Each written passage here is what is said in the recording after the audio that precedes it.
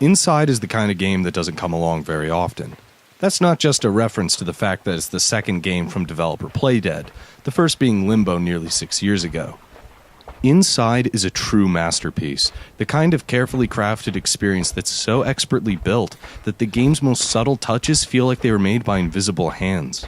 It's also damn near impossible to talk about Inside's greatest strengths without giving it away. There's a reason that the intro portion of this video will only feature footage from the debut trailer in 2014. It's because this is, for the lack of a better term, a spoiler warning. I'll be taking a look at nearly every aspect of the game, and I'd highly recommend you play the game first before continuing further. It's easily one of the best games of the year, and best played without knowing too much going in. Also, for those of you who have played this game, keep this trailer footage in mind. We'll be referring back to it eventually. As a final disclaimer, there's a lot of discussion around the game's narrative, fan theories trying to tie the game's cryptic nature together. I don't have much, if anything, to add to that discussion, so I'd like to focus on the game from a design standpoint for the most part. I'll reference narrative when necessary, but I'll have more to say about the narrative, or lack thereof, at the conclusion of this video. With that out of the way, let's dive right in.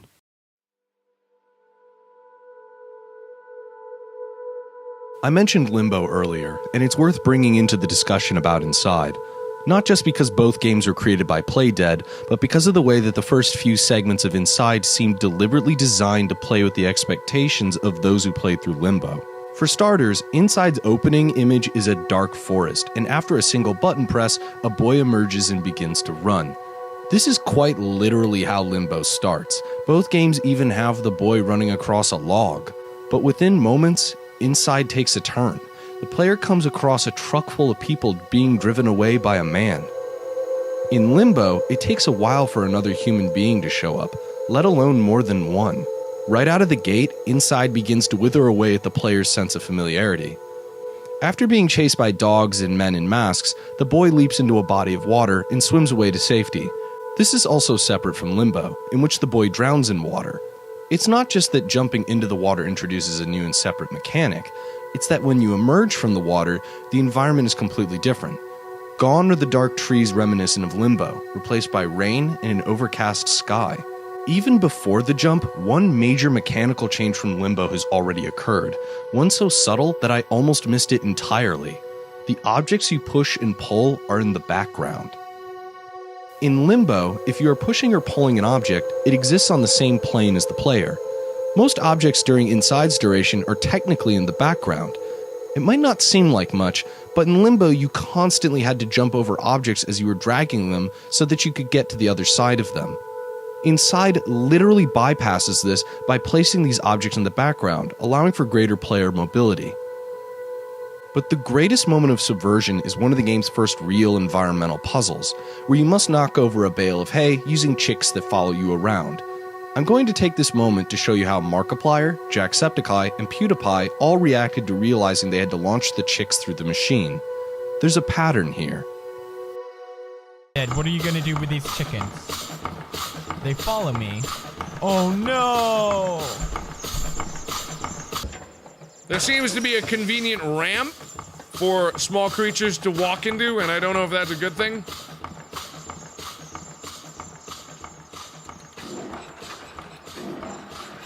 Oh! Oh no! Oh no! Oh no! Oh no! Oh no! What am I doing? Don't you fucking tell me that I have to suck the chicks up into this and kill them. Oh, that better not be what you're telling me. Oh god, no. They No. all assume Don't make me that do the it. chicks are going to Don't be make me killed do by it. the machine. The reality, though? Oh, I fired one of them. Oh, I'm saving them. Oh no! Oh, they're alive! Oh! And they should get sucked in. Yep, like a Hoover. And oh my god! What? It's worth noting that all three of them played Limbo, so naturally they expected something grotesque. Instead, the chicks are unharmed. It's a rare moment of relief during Inside's duration, one that doesn't last long because only a few minutes later, you end up doing this. which leads to the final subversion, the moment where you take control. This is the moment when it becomes clearest that Inside is more than just another Limbo. It has loftier ambitions to fulfill, and from this point forward, the game establishes its own sense of identity. I was going to write a long piece on what makes great design, but I'll let Edmund McMillan, one of the creators of Super Meat Boy, explain it in this clip from Indie Game the Movie. When you start out, you want to teach the player how to play. And you need to make sure that they understand every mechanic of the game. So every level in the first chapter needs to have some example forcing the player to do something in order to beat the level that they will need further in the game. So like there's a level, I think level 3, that is just a gap. And the only way to get over that gap is to hold down run and jump. You can't get it any other way. You can't just keep jumping around. You won't jump far enough. And that's to make sure that the player understands that in order to get over far gaps that you need to press and hold the run button and jump across it. It's simple. It sounds like a no-brainer, but it's something that usually in games it would just say, hold run to jump far. Most people will just skip the text and they will forget. Now, just in case. What's worth really reiterating from McMillan is the idea that many players skipped over text prompts, so you have to teach concepts visually or by putting the player in a situation that requires them to use a previously acquired skill. Inside takes this even further by being nearly wordless. The title screen doesn't even say press any button to start or any prompts at all. Even Limbo had that. After the title card fades out, the game never gives the player any instructions. In fact, the only text prompts in the game are found in the pause menu. The player must figure out what button allows them to jump and which one allows them to grab. What makes Inside's design downright evil is the way it will force the player to figure out a problem. The game's environments are often designed to have points of no return, meaning the player literally can't escape the situation they've been put in. It's literally a matter of survival when piecing the game's puzzles together. But the other thing Inside forces players to do is consider every option. The most subtle example of this happens after the player mind controls for the first time.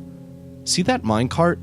I've watched 5 different people play through this game, and they all did the same thing when they saw the cart. They pulled it.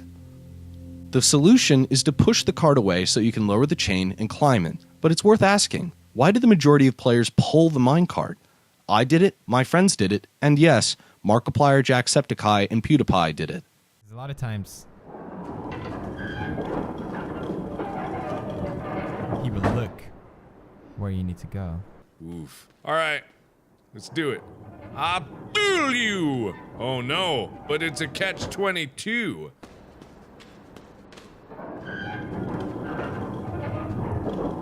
Don't think I'm supposed to do that. I think I'm supposed to lower it.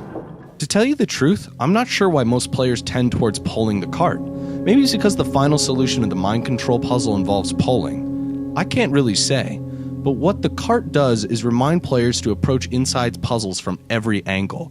It's the game's final encouragement to truly try every possible tactic, because from this point forward, the game only gets trickier and deadlier.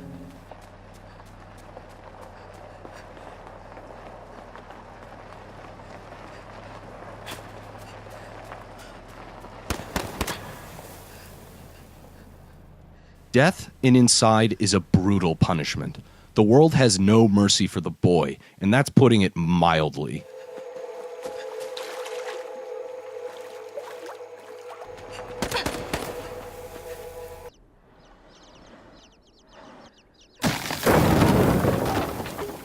But what gets interesting about death in this game is that puzzles are often timed to the last second.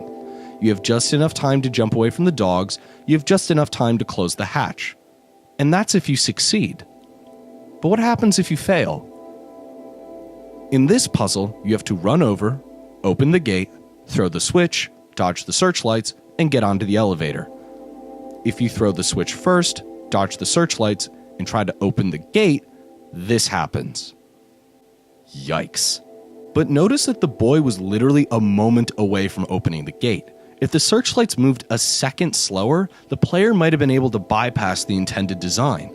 The reason this caught my eye is that many of the puzzles with fail states involving death often place the player within seconds or pixels of success, only to brutally kill the player. What a tease. However, this presents an interesting scenario. That doesn't just mean that the designers created puzzles, they created them deliberately with these fail states in mind. That might seem obvious, but think of how much playtesting it must have taken to ensure that these puzzles couldn't be easily bypassed by other means and tease the player for failure. And, to reiterate, these fail states are almost always within a second of potential success. Even more staggering is the attention to detail in the deaths themselves. A friend of mine went out of his way to find death animations that were unusual on purpose and often found a specific result. Everybody knows that late in the game, the turbines will slice the player up in an underwater section. How about the door closing, though?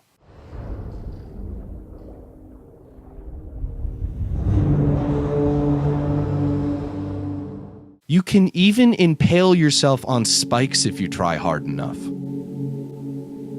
It's kind of amazing to see how many instances of death there are, but there's something subtle about dying in this game, something I didn't notice until I started focusing on another aspect of the game: the camera. One of the interesting aspects of Limbo back in 2010 was, despite the fact that the game had a 2D perspective, the game had a real sense of scale, and it was achieved by moving the camera away from and closer to the player. Many 2D games keep the camera at a consistent distance away. Limbo begged to differ. Inside pulls a similar trick with incredible results, but there's also something really subtle about the distance the camera has to the player. While running, the camera stays pulled back, but when you stand still, it moves in, emphasizing stillness. It's a minor touch, but what other type of moment in the game has you standing still? Death. And inevitably, the camera moves in, just as slowly as before. It's a really haunting touch, but it's also consistent. These are all nice ways to pull the camera in and out, but thanks to the 3D rendering of the foreground, middle ground, and background, Inside can do something that Limbo never could: tilt. For one, tilting sells a sense of scale better than any trick in camera work. Want to make something look huge? Tilt.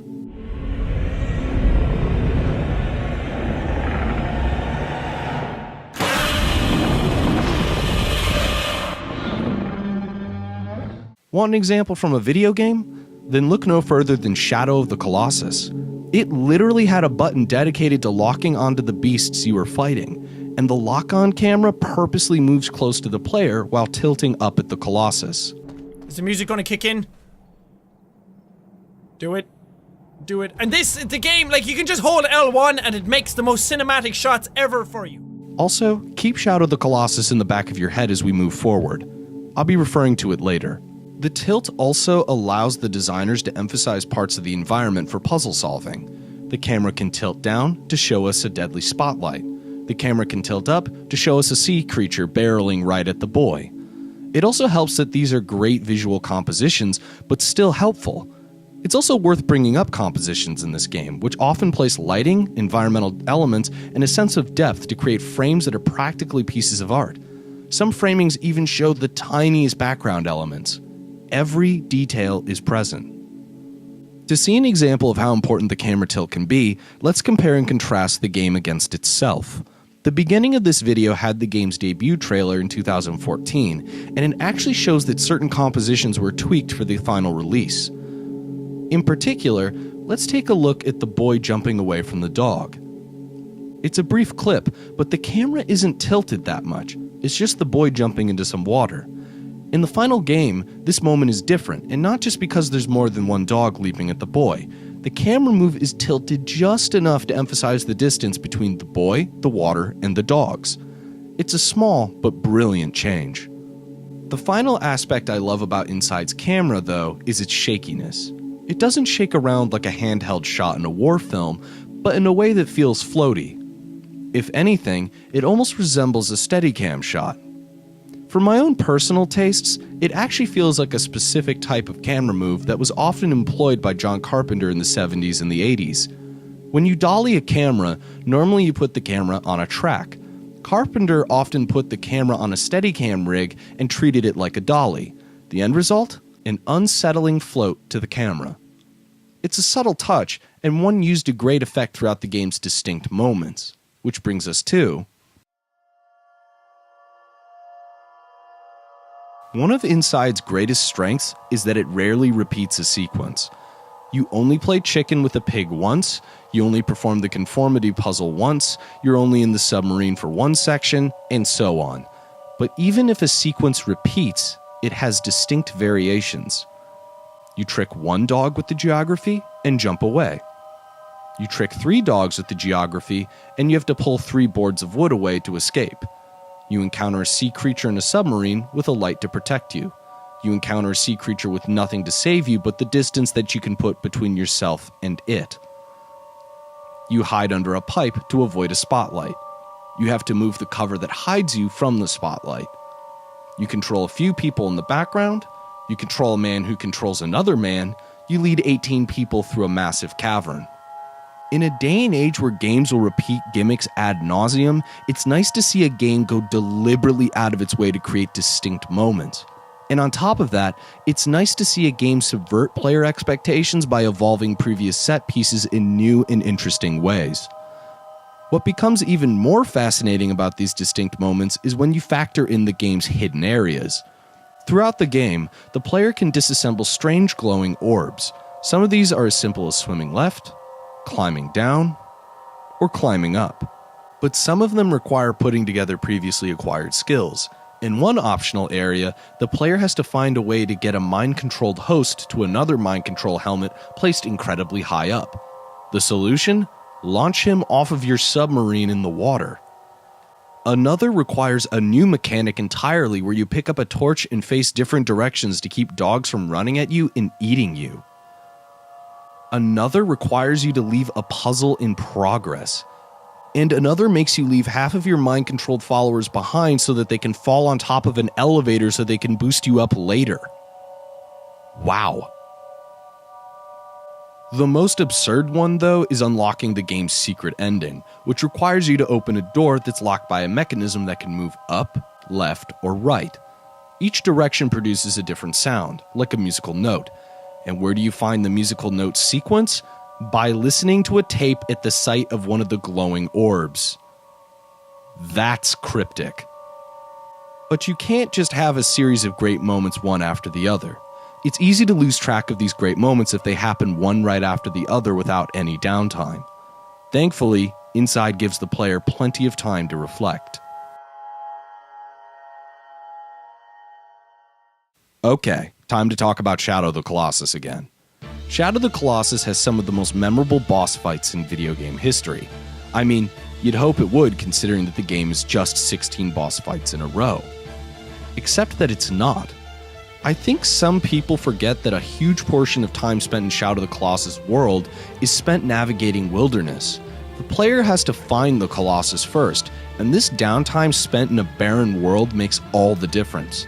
It gives the player a sense of some relief, and most of the time spent trekking is almost completely music-free, until you start getting close, and the game triggers small cutscenes to let you know that a fight is just on the horizon. This variation in gameplay is vital, and it's something that more games should have, and Inside has it. A lot of Inside is spent just walking, but it's almost always after a harrowing sequence. After you escape the dogs and the masked men at the beginning, you can take a breath and just walk towards the farm, only to be greeted by the corpses of pigs. After you escape the sea creature in your submarine, you get out onto the beach and walk until you finally encounter the next puzzle after you throw a switch. Placing these moments of downtime right after a harrowing sequence is key. Otherwise, the downtime might feel boring. And if there isn't a harrowing sequence before the vast trek, add something to the backdrop to remind the player of horrors ahead. These silences also highlight the game's excellent sound design, which is disturbingly and bone-crunchingly accurate. It also highlights the fact that the game doesn't have music often, if at all. So, when there is music, where is it placed?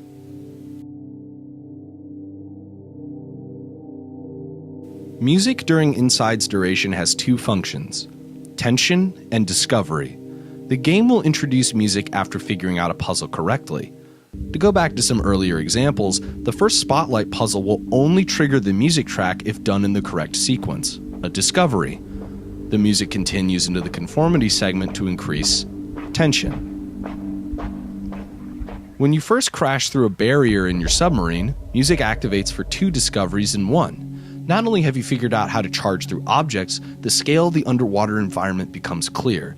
The music cues for discovery can almost feel triumphant, and this is one of them. This feeling of triumph is something that ends up running through the game in an unexpected way. The most notable sequence for music and sound design, though, is easily the shockwave chamber. The detail in this sequence is unbelievable. First of all, you can hear the shockwaves in the previous room where you gather the mind control hosts. But believe it or not, the shockwaves show up even earlier in the sound design. If you have a sound system with a subwoofer, you can actually hear a faint bass pulse as early as when you first get out of the submarine. It's so faint that it wasn't even picked up by my capture card, but I can tell you for a fact that it was there. The chamber's interior is where the sound design kicks into high gear. When you're behind objects that are safe, the shockwaves muffle.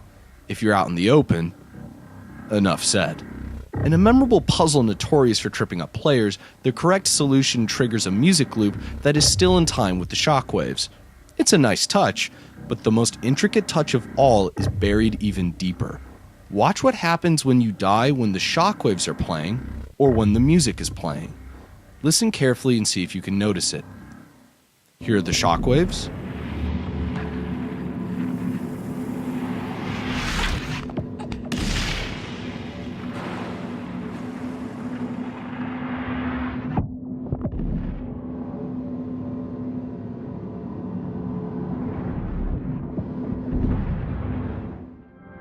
And here's the music.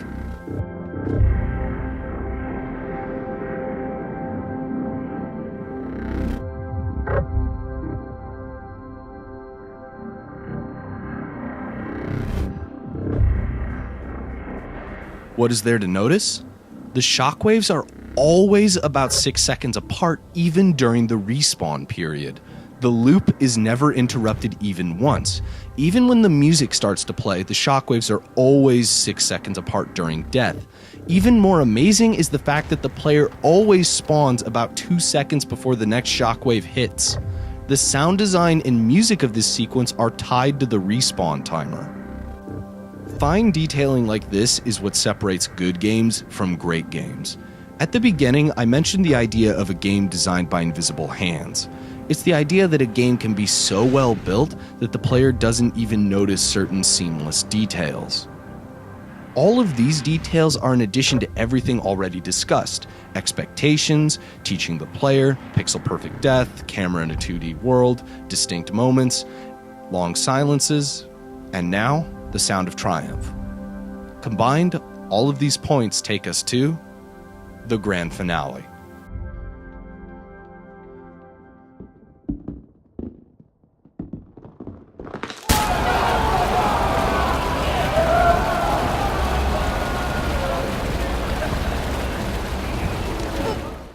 Speaking of expectations, I've only seen one player in my own personal experience predict that the game would have an amorphous blob of bodies as part of its ending, and they guessed it a mere 6 minutes before it was revealed.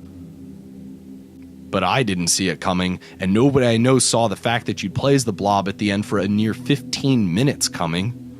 This Cronenberg-esque ending sequence is the true definition of a blindside, the kind of move that I'd imagine takes an incredible amount of guts to take on as game designers. But they went for it. It's a visually stunning sequence, with incredible animation on the abomination the player has become. Under all of it, though, is an undercurrent of triumph. I mentioned it just a bit earlier, but now we can really take a deep dive on the subject. Let's back up.